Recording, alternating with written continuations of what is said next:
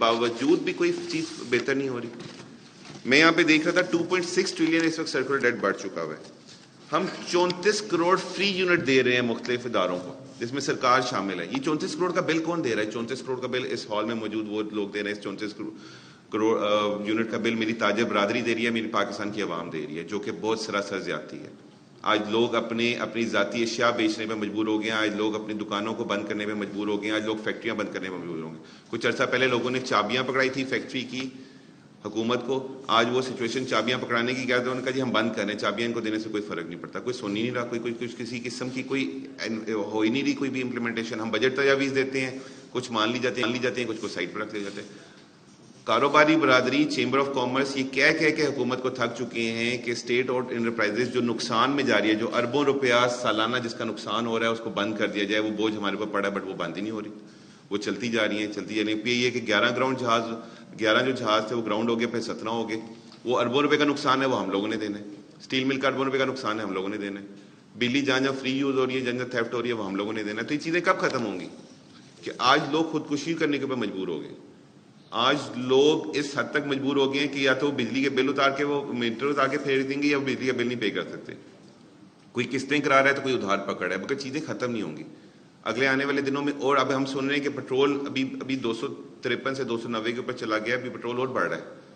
First को news आ रही है कि जी पेट्रोल और बढ़ रही है। हम किस तरह से सर्वाइव करेंगे? हम बिजनेस किस तरह से करेंगे?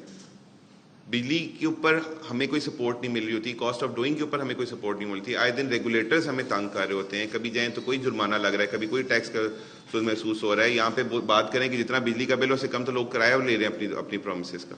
तो इन तमाम हालात में बिजनेस कम्युनिटी कैसे परफॉर्म करेगी?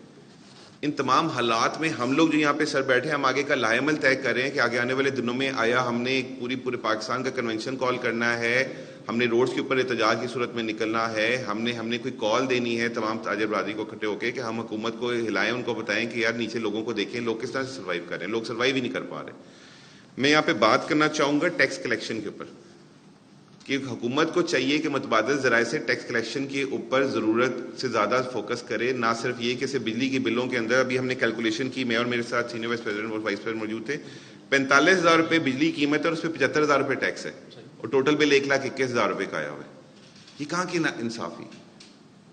ये कहाँ से एक लॉजिकल डिसीजन है कि जो टैक्स पूरे मुल्क से आप रिसीव नहीं कर सकते? एक ना अहल किस्म के इदारे आप लोगों ने रखे हुए जिनके पास टैक्स कलेक्ट करने की कैपेसिटी नहीं है, और वो जनाब एट द एंड आ जाए चलो जी बिजली के बिल में ये टैक्स भी डाल दो।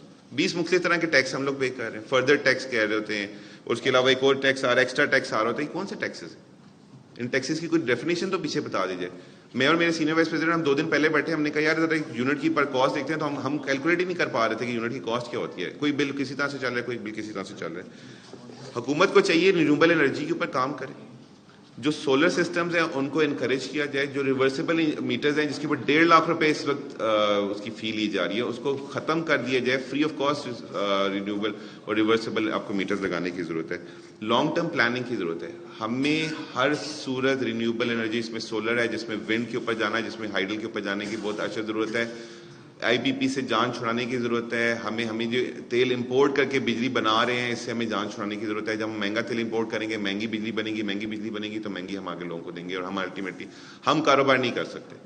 इस हॉल के अंदर मौजूद लोग इस कॉस्ट ऑफ इलेक्ट्रिसिटी के ऊपर अपने कारोबार को सस्टेन नहीं कर सकते, और अल्टीमेटली जब हम फायरिंग करेंगे, जब हम डाउन साइजिंग करेंगे, तो जो जॉबलेसनेस आएगी, जो लॉ एंड ऑर्डर की सिचुएशन पाकिस्तान में क्रिएट होगी, उसको कोई नहीं संभाल सकता।